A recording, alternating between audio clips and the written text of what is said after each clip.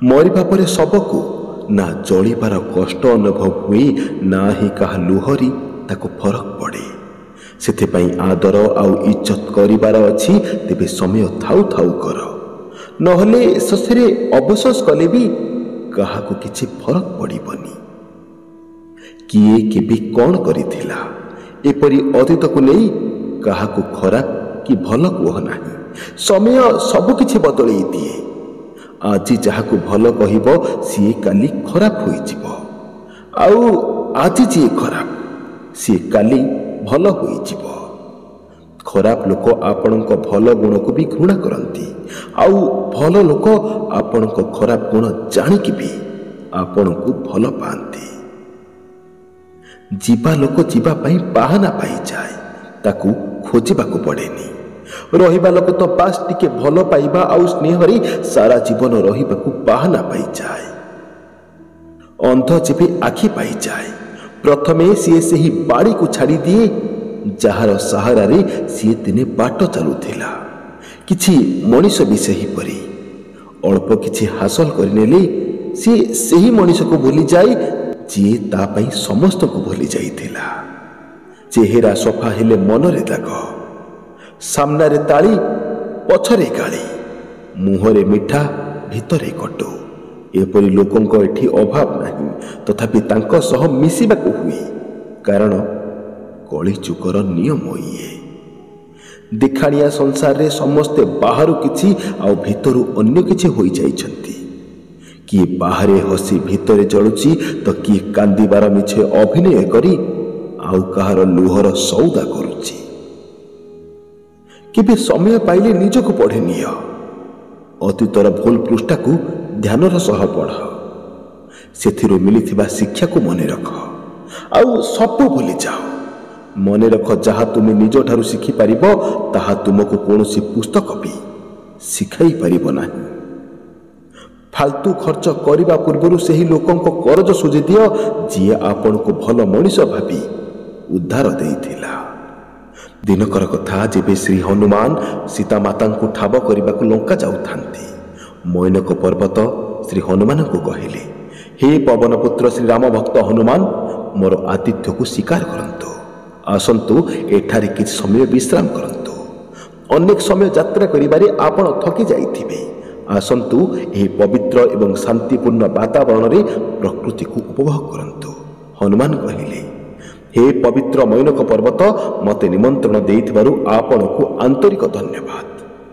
राम काज किन्ही बिनु मुहि कहाँ विश्राम, अर्थात मोर प्रभु श्री रामंकर कार्य सरिबा पूर्वरु मोर केउठी विश्राम संभव। एही छोटिया कहानी आमको एक बड़ कथाटी शिखाई देई थाए। जेउ पर्यंत जरूरी कार्य न सरिची सेही पर्यंत विश्राम करिबा उचित नुहे।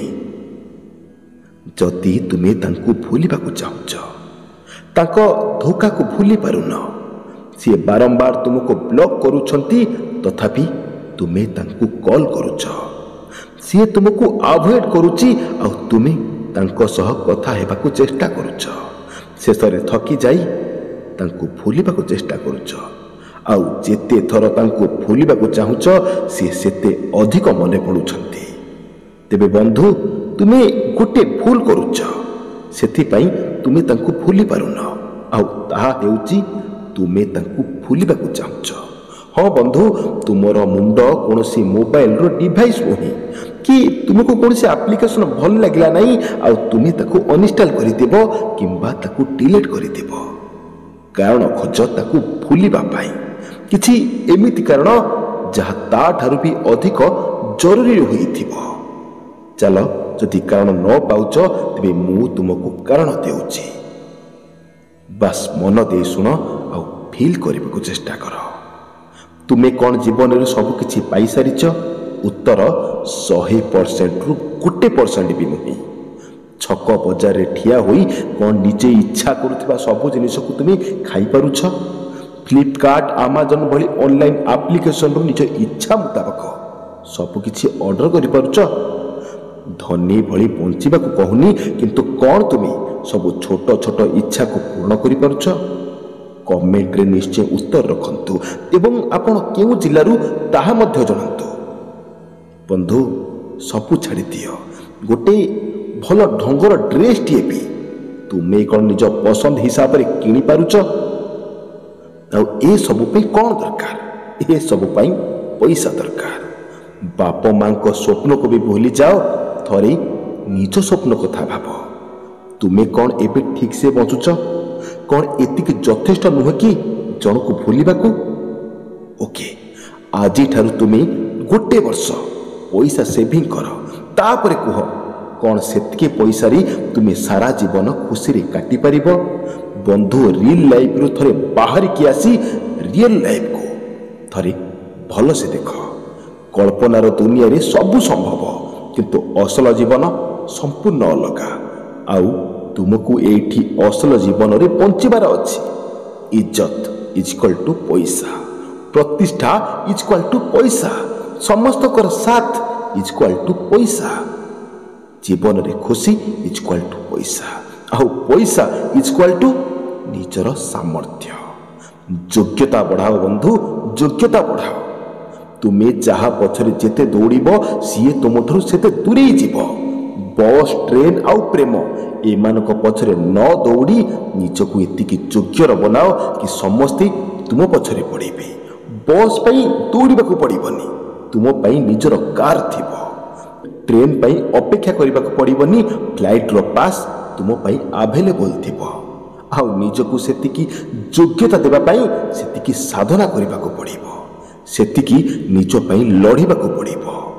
ଆଉ କାହାକୁ ପଛରେ ହରେଇବ, ପ୍ରଥମେ ନିଜକୁ ହରାଅ। ବନ୍ଦ କର ଦୁଃଖ ଭରା ଗୀତ ଶୁଣିବା, ବନ୍ଦ କର ତାକୁ ସୋସିଆଲ ମିଡ଼ିଆରେ ଖୋଜି ହେବା, ବନ୍ଦ କର ତା ବିଷୟରେ ଖବର ବୁଝିବା। ଏମିତି ଭାବ ଯେମିତି ସିଏ ମଲେ କି ଗଲେ ତୁମକୁ କିଛି ଫରକ ପଡ଼ିବନି। ତୁମକୁ ସୁନ୍ଦର ଭବିଷ୍ୟତ ଗଢ଼ିବାକୁ ପଡ଼ିବ। ଏହି ଲକ୍ଷ୍ୟ ନେଇ ଆଗକୁ ବଢ଼ିବାକୁ ହେବ। କିଛି ବି ତୁମକୁ ଅଟକେଇ ପାରିବନି, ଏମିତି ତୁମକୁ ଭାବିବାକୁ ହେବ। ସାଇଣ୍ଟିଫିକ୍ ରିସର୍ଚ୍ଚରେ ଏହା ଜଣାପଡ଼ିଛି, ପ୍ରକୃତରେ ତୁମେ ସେହି କଥାକୁ ମନେ ପକାଉନାହଁ ଯାହା ତୁମ ସହ ଅସଲରେ ଘଟିଛି, ବରଂ ତାହା ଅଧିକ ମନେ ପଡ଼େ ଯାହାକୁ ତୁମେ ପୂର୍ବରୁ କେବେ ଏକାଗ୍ରତାର ସହ ଭାବି ସାରିଛ। ଏବେ ଯଦି ତୁମେ ସମ୍ପୂର୍ଣ୍ଣ ଏକାଗ୍ରତାର ସହ ତୁମର ବର୍ତ୍ତମାନର ଅବସ୍ଥା କଥାକୁ ଚିନ୍ତା କରିବ, ତୁମେ କେଉଁ ପରିସ୍ଥିତିରେ ଅଛ ତାହା ଚିନ୍ତା କରିବ, ତେବେ ଜାଣିପାରିବ ତୁମକୁ ଅସଲରେ କ'ଣ କରିବା ଦରକାର। ଆଉ ଯେବେ ତୁମର ତା କଥା ମନେ ପଡ଼ିବ, ଦେଖିବ ତା ସହ ତୁମର ବର୍ତ୍ତମାନର ଅବସ୍ଥା କଥା ବି ମନେ ପଡ଼ିବ। ତୁମକୁ ଆଉ କେହି ବୁଝେଇ ପାରିବେ ନାହିଁ, ତୁମେ ଆପେ ଆପେ ବୁଝିପାରିବ। ତୁମେ ଆପେ ଆପେ ଜାଣିପାରିବ କି ତୁମ ପାଇଁ ପ୍ରକୃତରେ ଅଧିକ ଜରୁରୀ କ'ଣ।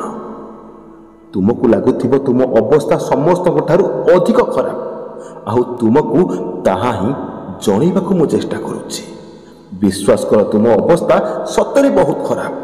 ଏବେ ବି ସମୟ ଅଛି ପରିଶ୍ରମ କରି ସମୟକୁ ବଦଳାଇବା ପାଇଁ। ଭିଡ଼ିଓ ମଝିରେ ଶ୍ରୀ ହନୁମାନଙ୍କର ଛୋଟିଆ କାହାଣୀଟି କହିସାରିଛି, ତାକୁ ଆଉ ଥରେ ଶୁଣିନିଅ। ମନେ ରଖ, ଯେଉଁ ପର୍ଯ୍ୟନ୍ତ ନିଜ ଲକ୍ଷ୍ୟସ୍ଥଳରେ ନ ପହଞ୍ଚିଛ ସେ ପର୍ଯ୍ୟନ୍ତ ବିଶ୍ରାମ ନ ନେଇ ଆଗକୁ ବଢ଼ିପାରିଲେ ହିଁ ତୁମେ ସଫଳ ହୋଇପାରିବ। ମନ ଦୁର୍ବଳ ହୋଇଗଲେ ମଣିଷ ବି ଦୁର୍ବଳ ହୋଇଯାଏ, ଆଉ ମନ ସାହସୀ ହୋଇଗଲେ ମଣିଷ ଦୁନିଆ ଜିତି ନିଏ। ଯଦି କିଛି କହିବାର ଥାଏ ତେବେ କମେଣ୍ଟ ସେକ୍ସନ ଖୋଲା ଅଛି। ନୂଆ ଥିଲେ ବନ୍ଧୁ ସବସ୍କ୍ରାଇବ୍ କରିଦିଅନ୍ତୁ, ଭାଇ ଲାଇକ୍ଟି ନିଶ୍ଚୟ କରିଦିଅନ୍ତୁ। ଜୟ ଶ୍ରୀ ଜଗନ୍ନାଥ, ଜୟ ଶ୍ରୀ କୃଷ୍ଣ, ଧନ୍ୟବାଦ।